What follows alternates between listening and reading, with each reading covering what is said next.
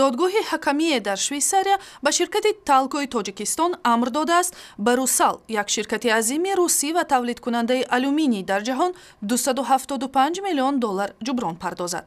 додгоҳ даъвои Русалро дуруст донистааст, ки мегӯяд Талко бархилофи қарордод ширкати русиро бо ашёи хом таъмин накарда сабаби миллионҳо доллар зиён дидани Русал шудааст.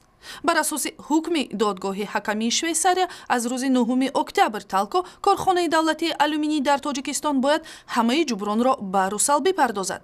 баҳси додгоҳи Русал ва Талко аз соли 2003 идома дошт. Талко мегӯяд, ки даъвоҳои ширкати русӣ беасос аст. эмомалӣ раҳмон, раиси ҷумҳурии Тоҷикистон, зимни боздидаш аз вилояти Суғд ба аёдати сарбозоне рафтааст, ки дар садамаи қатори мусофирбар дар Узбекистон маҷрӯҳ шудаанд.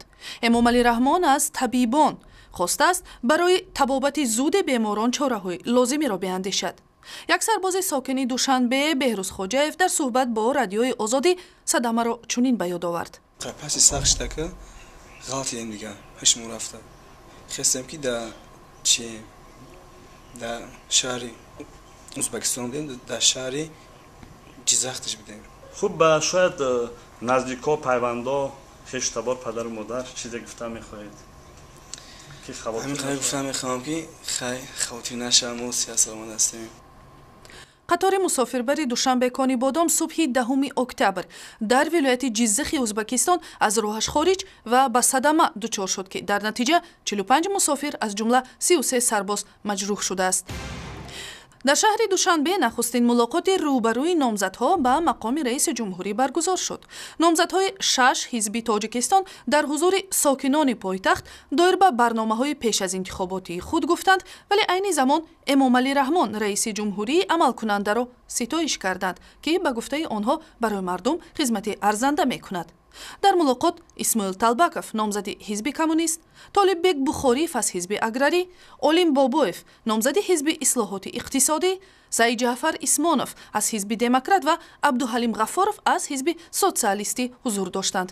ин мулоқот бидуни ҳузури номзади ҳизби ҳокими халқи демократӣ Эмомалӣ раҳмон баргузор шуд.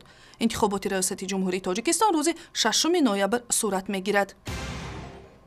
додгоҳи вилояти Суғд як узви баландпояи ҳизби наҳзати исломиро рӯзе баъди маҳкум шуданаш ба 15 рӯзи зиндон озод кард.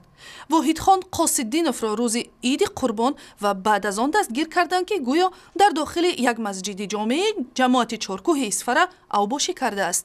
шӯрои ҳизби наҳзати ислом ин амалкардро маҳкум кард ва онро ғайриқонунӣ номид. اون کس هیچ قانون شکنی نکرده، هیچ ترتیبات قوای جمعیتی را ویران نکرده، تنها از جای نشست خودش بعد اون که 30-40 دقیقه وقت نماز را خطیب مسجد از وقت گذرانده بوده، این مثل دیگرها طلب کرده که وقتی نماز است نماز را بخوانید. دادگاه اسفره واحدین قاصدینوف را با اتهام به هم زدن ترتیبات جمعیتی به 15 روز حبس محکوم کرد، ولی دادگاه زینه بالای حکم را بی اساس دانسته. روز چهارشنبه امر داد که او را رها کنند. اخباری از این هم بیشتر در سایت اینترنتی رادیوی آزادی، در شبکه‌های اجتماعی به مثل فیسبوک، توییتر و یوتیوب و هم در ضمیمه تلفنی رادیوی آزادی.